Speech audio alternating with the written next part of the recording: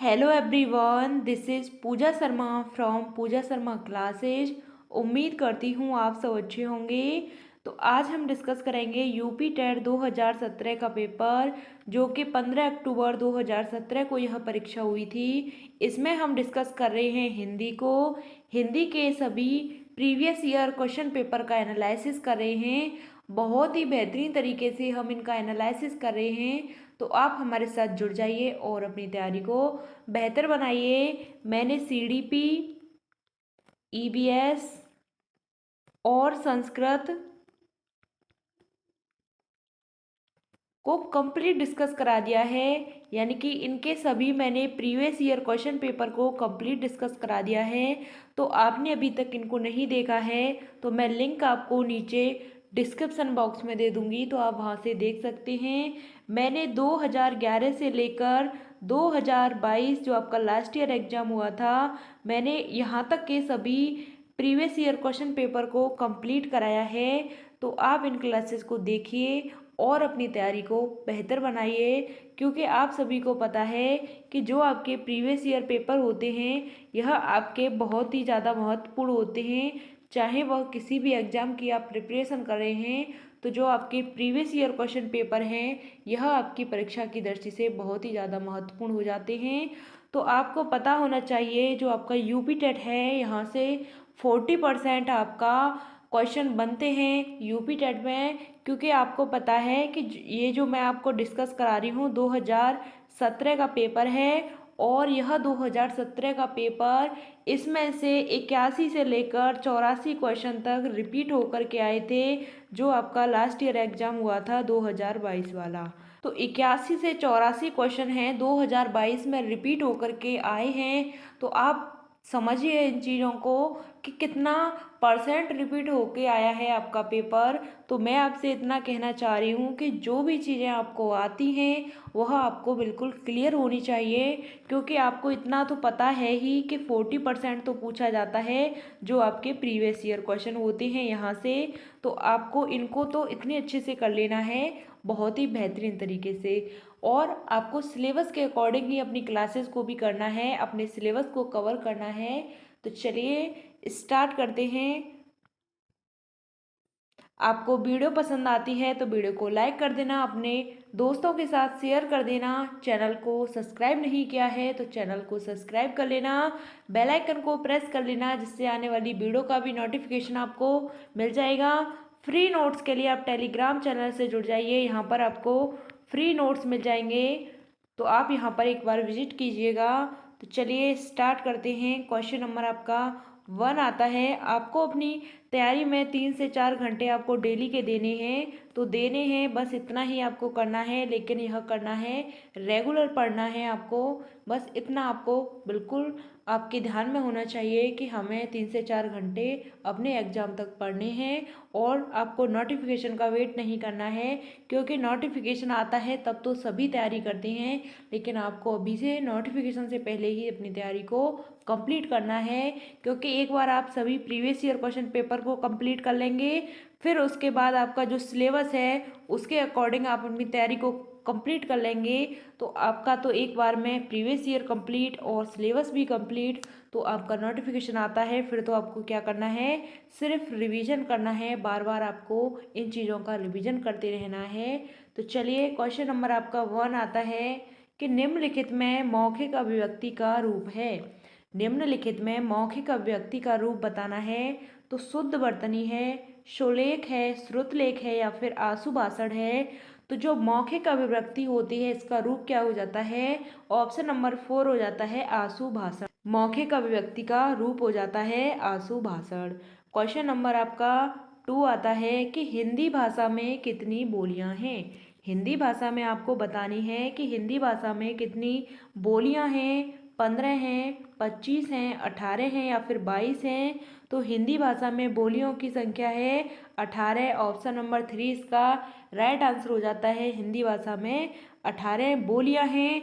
भाषाओं की बात करते हैं तो भाषा कितनी है, 22 भाषाएं हैं। और बोलियों की बात करते हैं तो 18 बोलियां होती हैं।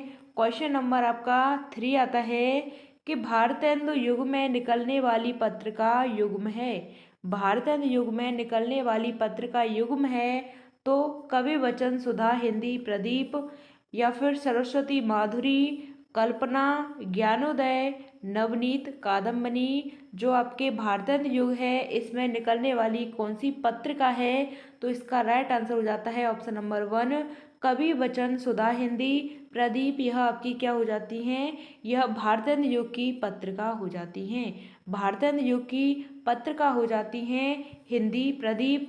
इसकी बात करते हैं तो इसका जो प्रकाशन है कब हुआ था? तो 1877 में इसका क्या हुआ था? प्रकाशन हुआ था। हिंदी प्रदीप का प्रकाशन हुआ था 1877 में। यहाँ तक बात क्लियर। और किसने किया था? तो बाल कृष्ण भट्ट ने इसका प्रकाशन किया था। बालकृष्ण भट्ट, बालकृष्ण भट्ट ने इनका प्रकाशन किया था 1877 में। इनका प्रकाशन हुआ था कवि वचन, सुधा, हिंदी प्रदीप का। क्वेश्चन नंबर आपका 4 आता है कि तद्भव पत्रिका के संपादक का नाम बताना है। कि तद्भव पत्रिका के संपादक का क्या नाम है? लीलाधर जगूड़ी है, विश्वनाथ प्रसाद तिवारी है, हरे प्रकाश उपाध्याय है, अखिलेश है। तो इसका राइट आंसर हो जाता है ऑप्शन नंबर 4 इसका सही आंसर है कि तद्भव पत्रिका के जो संपादक हैं कौन है? अखिलेश हैं। और यह पत्रिका है कहाँ पर प्रकाशित हुई थी? तो यह पत्रिका लखनऊ में प्रकाशित हुई थी। कहाँ पर? लखनऊ में यह प्रकाशित हुई थी। यहाँ तक बात क्लियर। क्वेश्चन नंबर आपका 5 आता है कि 12 बरस लो कुकर जीवे अरु 13 लो जिए सियार। यह पंक्ति किसकी है? 12 बरस लो कुकर जीवे अरु 13 लो जिए सियार। इसमें बताना है कि यह पंक्ति है यह किसकी है? तो विद्यापति की है, चंद्रबरदाई की है, नरपति नालह की है, या फिर जगनिक की है। तो इसका राइट आंसर हो जाता है ऑप्शन नंबर 4 यह पंक्ति जगनिक की है कि 12 बरस लो कुकर जीवे अरु 13 लो जिए सियार। यह पंक्ति जगनिक की हो जाती है। ऑप्शन नंबर 4 इसका राइट आंसर है। क्वेश्चन नंबर आपका 6 आ जाता है कि निम्नलिखित में से किस देश में हिंदी भाषा का प्रयोग लिखने और बोलने में किया जाता है? तो ऑस्ट्रेलिया, दक्षिण अमेरिका, पाकिस्तान, या मॉरिशस। तो इसका राइट आंसर हो जाता है कि हिंदी भाषा का प्रयोग लिखने और बोलने में किया जाता है। तो यह मॉरिशस देश में किया जाता है। कौन से देश में किया जाता है? तो यह मॉरिशस देश में किया जाता है हिंदी भाषा का प्रयोग लिखने और बोलने में। क्वेश्चन नंबर आपका 7 आता है कि सूरसागर किस भाषा की रचना है? क्वेश्चन नंबर 7 आता है कि सूरसागर किस भाषा की रचना है? तो अवधी, बुंदेली, ब्रजभाषा, या छत्तीसगढ़ी। जो आपकी सूरसागर है यह ब्रज भाषा की रचना है। और सूरसागर किसने लिखी थी? यह रचना किसने की थी? तो यह सूरदास ने की थी। किसने की थी? सूरदास ने की थी। और यह ब्रज भाषा की रचना है। ऑप्शन नंबर 3 इसका राइट आंसर हो जाता है। क्वेश्चन नंबर आपका 7 आता है कि सूरसागर किस भाषा की रचना है? अवधी, बुंदेली, ब्रज, या छत्तीसगढ़ी। तो इसका राइट आंसर हो जाता है ऑप्शन नंबर 3 सूरसागर है वह ब्रज भाषा की रचना है। और यह किनकी रचना है? तो यह सूरदास की रचना है। किसकी रचना है? तो यह सूरदास की रचना है ब्रज भाषा की। ऑप्शन नंबर 3 इसका सही आंसर है। क्वेश्चन नंबर 8 आता है कि वीरों का कैसा हो बसंत यह कविता है किसने लिखी है? वीरों का कैसा हो बसंत यह कविता किसने लिखी है? तो सुमित्रा कुमारी चौहान, सुभद्रा कुमारी चौहान, माखनलाल चतुर्वेदी, या फिर रामधारी सिंह दिनकर। तो इसका राइट आंसर हो जाता है वीरों का कैसा हो बसंत यह सुभद्रा कुमारी चौहान की कविता है। ऑप्शन नंबर 2 इसका सही आंसर हो जाता है। क्वेश्चन नंबर आपका 9 आता है कि निम्नलिखित में से कौन सी व्याकरण और वर्तनी से शुद्ध भाषा कहलाती है? निम्नलिखित में से कौन सी व्याकरण और वर्तनी से शुद्ध भाषा कहलाती है? तो साहित्यिक भाषा, प्रांजल भाषा, व्याकरण भाषा, या फिर मानक भाषा। जो आपकी व्याकरण और वर्तनी से शुद्ध भाषा कहलाती है तो वह आपकी मानक भाषा हो जाती है। ऑप्शन नंबर 4 इसका सही आंसर है कि वह आपकी व्याकरण और वर्तनी से शुद्ध भाषा हो जाती है, वह आपकी मानक भाषा होती है। ऑप्शन नंबर 4 इसका राइट आंसर है। क्वेश्चन नंबर आपका 10 आता है कि निम्नलिखित में से कौन सा रासो आला खंड के नाम से प्रसिद्ध है। निम्नलिखित में से कौन रासो आला खंड के नाम से प्रसिद्ध है। तो पृथ्वीराज रासो या फिर खुमान रासो, परमाल रासो या बीसल देव रासो। तो इसका आपको राइट आंसर बताना है कि रासो आल खंड के नाम से प्रसिद्ध है तो कौन है, परमाल रासो। ऑप्शन नंबर 3 इसका सही आंसर हो जाता है, यह परमाल रासो। निम्नलिखित गद्यांश को पढ़कर प्रश्न संख्या 11 से 15 तक के सभी विकल्प छांटिए। यानी कि आपको यह गद्यांश दे रखा है तो आपको इसमें विकल्प छांटने हैं। यह इतना बड़ा गद्यांश है, यहाँ से लेकर आपका यहाँ तक पहुँच गया है। तो यहाँ तक आपका यह गद्यांश दे रखा है तो आपको सबसे पहले इसको पढ़ना नहीं है। अगर आप इसको पढ़ने बैठ जाते हैं तो आपका इसमें टाइम चला जाएगा, तो आपको ऐसा नहीं करना है। सबसे पहले आपको क्वेश्चन की तरफ आना है। तो क्वेश्चन में देखना है कि आपसे पूछा क्या गया है। तो इसमें पूछा है कि घुमक्कड़ शब्द में कौन सा प्रत्यय है। क्वेश्चन नंबर आपका 11 में पूछा गया है कि घुमक्कड़ शब्द में कौन सा प्रत्यय है। अक्कड़ है, ड है, अड़ है या फिर कड़ है। तो इसका राइट आंसर हो जाता है ऑप्शन नंबर 1। घुमक्कड़ में कौन सा प्रत्यय हो जाता है, अक्कड़ प्रत्यय हो जाता है। प्रत्यय का मतलब क्या होता है, जो आपके शब्द के पीछे लगते हैं, शब्द के पीछे लगते हैं वह आपके क्या हो जाते हैं, वह आपके प्रत्यय हो जाते हैं। और उनका जो रूप है वह क्या हो जाता है, वह परिवर्तित हो जाता है, यही आपके प्रत्यय कहलाते हैं। तो घुमक्कड़ शब्द में अक्कड़ प्रत्यय हो जाता है। ऑप्शन नंबर 1 इसका सही आंसर है। क्वेश्चन नंबर आपका 12 आता है कि महावीर स्वामी का जन्म कहाँ हुआ था। महावीर स्वामी का जन्म कहाँ हुआ था। पावापुरी में, वैशाली में, कुशीनगर में या पारसौली में। जो आपके महावीर स्वामी हैं इनका जन्म कहाँ पर हुआ था। तो इनका जन्म कहाँ पे हुआ था, तो इनका जन्म वैशाली में हुआ था। और इनकी जो मृत्यु है कहाँ पर हुई थी, इनकी मृत्यु पावापुरी में हुई थी। इनकी मृत्यु कहाँ पे हुई थी, तो पावापुरी में इनकी मृत्यु हो गई, यानी कि शरीर का त्याग कर दिया था इन्होंने। कहाँ पर, पावापुरी में। और इनका जन्म हुआ था वैशाली में। ऑप्शन नंबर 2 इसका सही आंसर हो जाता है। क्वेश्चन नंबर आपका 13 आता है कि स्वच्छंद में कौन सी संधि है। स्वच्छंद में आपको संधि बतानी है। विसर्ग संधि है, दीर्घ संधि है, गुण संधि है या फिर व्यंजन संधि है। तो स्वच्छंद में कौन सी संधि हो जाती है, तो इसमें आपकी व्यंजन संधि हो जाती है। ऑप्शन नंबर 4 इसका सही आंसर है। इसमें क्या हो जाती है, व्यंजन संधि हो जाती है। स्वधन छंद, इसमें क्या हो जाती है, व्यंजन संधि हो जाती है। ऑप्शन नंबर 4 इसका सही आंसर है। क्वेश्चन नंबर 14 आता है कि महात्मा बुद्ध ने जब बुद्धत्व प्राप्त किया था तब उनकी अवस्था कितनी थी। जब महात्मा बुद्ध ने बुद्धत्व प्राप्त किया था तो उनकी अवस्था कितनी थी। 12 वर्ष, 35 वर्ष, 45 वर्ष या फिर 80 वर्ष। तो चलिए गद्यांश पर चलते हैं। तो इसमें दे रखा है आपको कि उनकी उम्र है 35 वर्ष की आयु में उन्होंने क्या किया था, बुद्धत्व प्राप्त किया था। तो 35 वर्ष इसका राइट आंसर हो जाता है। ऑप्शन नंबर 2 इसका सही आंसर हो जाता है कि 35 वर्ष की आयु में महात्मा बुद्ध ने बुद्धत्व प्राप्त किया था। ऑप्शन नंबर 2 इसका सही आंसर है। क्वेश्चन नंबर 15 आता है कि श्रुत धर्म का क्या अर्थ है। श्रुत धर्म का आपको अर्थ बताना है। जैन धर्म है, बौद्ध धर्म है, मुस्लिम धर्म है या फिर वैदिक धर्म है। जो आपका श्रुत धर्म है यह कौन सा धर्म हो जाता है, तो यह आपका वैदिक धर्म हो जाता है। ऑप्शन नंबर 4 इसका सही आंसर है कि श्रुत धर्म होता है, यह आपका वैदिक धर्म होता है। ऑप्शन नंबर 4 इसका राइट आंसर है। क्वेश्चन नंबर 16 आता है आपका कि निमिष शब्द का पर्यायवाची है। इसमें आपको बताना है कि निमिष शब्द का पर्यायवाची कौन सा है। प्रकाश है, छिद्र है, पूर्ण है या फिर क्षण है। तो निमिष का पर्यायवाची हो जाता है ऑप्शन नंबर 4 क्षण हो जाता है। क्वेश्चन नंबर आपका 17 आता है कि मुझसे उठा नहीं गया, वाक्य में वाच्य बताना है। तो मुझसे उठा नहीं गया, इसमें कौन सा वाच्य हो जाता है?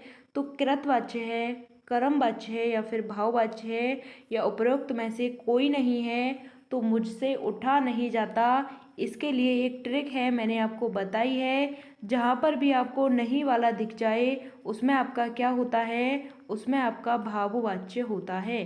क्या होता है? उसमें भाववाच्य होता है। जहाँ पर भी आपको नहीं वाला दिख जाए उसमें भाववाच्य होता है। कृतवाच्य है, कर्मवाच्य है, भाववाच्य है या प्रयुक्त में से कोई नहीं। तो इसका राइट आंसर हो जाता है ऑप्शन नंबर 3, इसमें भाववाच्य हो जाता है। क्वेश्चन नंबर आपका 18 आता है कि जिसकी पूर्व से कोई आशा न हो के लिए एक शब्द है। जिसकी पूर्व से कोई आशा न हो, इसके लिए एक शब्द बताना है। तो प्रत्याशा है, अप्रत्याशित है, अप्रमेय है या फिर अनाहूत है। जिसकी कोई पूर्व से आशा न हो, इसके लिए एक शब्द हो जाता है। क्या हो जाता है? अप्रत्याशित हो जाता है। ऑप्शन नंबर 2 इसका राइट आंसर है। क्वेश्चन नंबर आपका 19 आता है कि गोधूम शब्द का तद्भव बताना है। गोधूम शब्द का आपको तद्भव बताना है।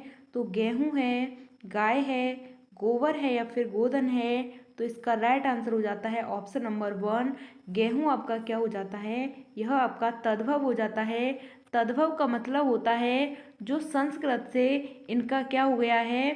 संस्कृत से इनका हिंदी में रूपांतरण हो गया है, वही आपके क्या होते हैं? तद्भव कहलाते हैं। ऑप्शन नंबर इसका 1 राइट हो जाता है। क्वेश्चन नंबर आपका 20 आता है कि निष्कपट शब्द का संधि विच्छेद है। आपको निष्कपट शब्द का संधि विच्छेद बताना है। नेधन कपट है, निस्धन कपट है, नेधन कपट है या फिर निस्धन कपट है। तो निष्कपट का संधि विच्छेद क्या हो जाता है? तो इसका राइट आंसर हो जाता है ऑप्शन नंबर 1, निधन कपट, यह आपका संधि विच्छेद हो जाता है। इसमें बात करते हैं इसमें कौन सी संधि है? तो इसमें विसर्ग संधि हो जाती है। इसमें कौन सी संधि हो जाती है? तो इसमें विसर्ग संधि हो जाती है। ऑप्शन नंबर 1 इसका राइट आंसर हो जाता है। क्वेश्चन नंबर आपका 21 आता है कि निम्न में से किस शब्द की वर्तनी सही है? निम्न में से किस शब्द की वर्तनी सही है? तो अनुग्रहित, अनुग्रहित या अनग्रहित या फिर अनुग्रहित। तो आपको इसमें बताना है कि कौन सी वर्तनी है वह बिल्कुल सही है। तो इसका राइट आंसर हो जाता है ऑप्शन नंबर 2, जो आपकी अनुग्रहित है यह इस तरीके से लिखी जाती है।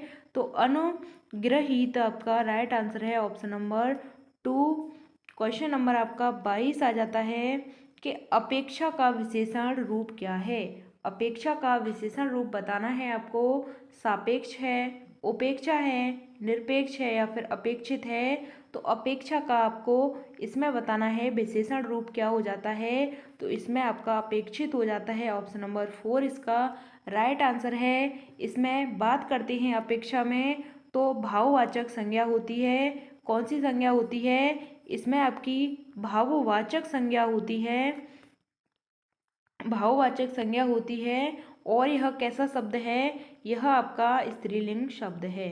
क्वेश्चन नंबर आपका 23 आ जाता है कि श ध्वनि का उच्चारण स्थान बताना है कि स का उच्चारण स्थान क्या हो जाता है। तो इसका उच्चारण दंत, मूर्धा, तालु या फिर दंतालु। तो इसका उच्चारण स्थान क्या हो जाता है? तालु हो जाता है। संस्कृत में इसका सूत्र है इचु यशानाम तालु। क्या हो जाता है इसका सूत्र? इचु यशानाम तालु। ऑप्शन नंबर 3 इसका राइट आंसर है। क्वेश्चन नंबर आपका 24 आता है कि अत्यंत शब्द में प्रयुक्त उपसर्ग है। अत्यंत शब्द में आपको उपसर्ग बताना है। अत है, अ है, अत्य है या फिर अति है। तो अत्यंत शब्द में कौन सा उपसर्ग हो जाता है? तो इसका उपसर्ग हो जाता है अति। ऑप्शन नंबर 4 इसका राइट आंसर है। उपसर्ग का मतलब होता है जो शब्द के आगे लगते हैं। कहाँ पर लगते हैं? शब्द के आगे लगते हैं और उनका अर्थ है उसको क्या कर देते हैं? परिवर्तित कर देते हैं। शब्द के आगे लगते हैं और अर्थ में क्या कर देते हैं? परिवर्तन कर देते हैं। वही आपके क्या हो जाते हैं? वही आपके उपसर्ग हो जाते हैं।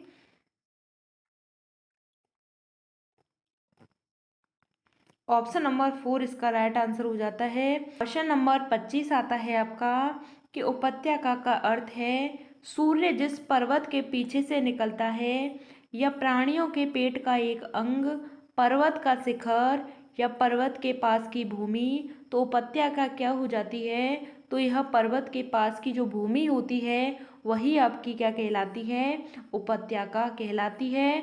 जो पर्वत के पास की भूमि होती है उपत्यका कहलाती है। ऑप्शन नंबर 4 इसका राइट आंसर हो जाता है। क्वेश्चन नंबर 26 आता है कि ड का उच्चारण स्थान क्या होता है? नासिक्य, कंठोष्ठ है, मूर्धन्य या कंठ तालव्य। तो ड का उच्चारण स्थान क्या हो जाता है? नासिक्य हो जाता है। ऑप्शन नंबर 1 इसका राइट आंसर है। क्या हो जाता है? नासिक्य हो जाता है। तो इसमें कौन सा विशेषण हो जाता है? संख्यावाचक, गुणवाचक, प्रमाणवाचक या फिर सार्वनामिक। तो 4 गज मलमल में आपका क्या हो जाता है? यहाँ पर आपका परिमाणवाचक है। क्या हो जाता है? परिमाण। क्वेश्चन नंबर 27 आता है कि 4 गज मलमल में कौन सा विशेषण है? संख्यावाचक, गुणवाचक या परिमाण बोधक या फिर आपका सार्वनामिक। तो इसका राइट आंसर हो जाता है ऑप्शन नंबर 3। इसमें क्या हो जाता है? परिमाण बोधक हो जाता है। क्या हो जाता है? परिमाण बोधक आपका विशेषण हो जाता है 4 गज मलमल में। ऑप्शन नंबर 3 इसका राइट आंसर है। क्वेश्चन नंबर 28 आता है कि शीश का तत्सम रूप बताना है कि क्या है? शीशा है, शीर्ष है, सिरा है या फिर शीर्षक है। तो शीर्ष का तत्सम क्या हो जाता है? ऑप्शन नंबर 2 इसका सही है। शीर्ष का क्या हो जाता है? शीर्ष हो जाता है। क्वेश्चन नंबर आपका 29 आता है कि चौराहा शब्द में समास आपको बताना है कि चौराहा शब्द में कौन सा समास हो जाता है? कर्मधारय समास, द्वंद्व समास, द्विगु समास या फिर अव्ययीभाव समास। तो इसका राइट आंसर हो जाता है इसमें द्विगु समास हो जाता है, क्योंकि जहाँ पर आपको संख्यावाची पद दिख जाए, क्या दिख जाए? संख्यावाची पद दिख जाए, वहाँ पर आपका क्या होता है? वहाँ पर आपका द्विगु समास होता है। ऑप्शन नंबर आपका 3 सही हो जाता है। इसमें आपका द्विगु समास हो जाता है। क्वेश्चन नंबर आपका लास्ट आता है 30 क्वेश्चन है आपका कि आँख की किरकिरी होने का अर्थ है। तो अप्रिय लगना, धोखा देना, कष्टदायक होना या फिर बहुत प्रिय होना। तो आँख की किरकिरी होने का मतलब हो जाता है कि अप्रिय लगना। ऑप्शन नंबर 1 इसका राइट आंसर हो जाता है कि आँख की किरकिरी होने का मतलब होता है अप्रिय लगना, और आँख का तारा होना इसका मतलब होता है बहुत प्रिय होना। बहुत प्रिय होने का मतलब है कि आँख का तारा होना, आँख का तारा होना। और आँख की किरकिरी होने का मतलब है कि अप्रिय होना। ऑप्शन नंबर 1 इसका राइट आंसर हो जाता है। चलिए, यहाँ तक हमारे 30 क्वेश्चंस कंप्लीट हो चुके हैं। मैंने 2017 का आपको previous year question paper complete कराया है, और मैंने 2011 से लेकर आपका जो लास्ट ईयर एग्ज़ाम हुआ था और आपकी निरस्त परीक्षा हो गई थी यूपी टेट की, उसको भी मैंने डिस्कस कराया है। तो आपने अभी तक इनको नहीं देखा है तो मैं लिंक आपको नीचे डिस्क्रिप्शन बॉक्स में दे दूँगी, तो आप वहाँ से देख सकते हैं। आपको अपनी तैयारी को अभी से करना है, आपको नोटिफिकेशन का वेट नहीं करना है। तो चलिए, आपको वीडियो पसंद आती है तो वीडियो को लाइक कर देना, अपने दोस्तों के साथ शेयर कर देना। चैनल को सब्सक्राइब नहीं किया है तो चैनल को सब्सक्राइब कर लेना और बेल आइकन को प्रेस कर लेना, जिससे आने वाली वीडियो का भी नोटिफिकेशन आपको मिल जाएगा। फ्री नोट्स के लिए आप टेलीग्राम चैनल से जुड़ जाइए, यहाँ पर आपको फ्री नोट्स मिल जाएंगे, तो आपको एक बार यहाँ पर विजिट करना है। तो चलिए, मिलते हैं आपको आगे की नेक्स्ट वीडियो में। अगर आपका कोई भी डाउट होता है तो आप कमेंट के माध्यम से पूछ सकते हैं, हम आपको आपका आंसर ज़रूर करेंगे। तो चलिए, थैंक्स फॉर वॉचिंग। जय हिंद, वंदे मातरम।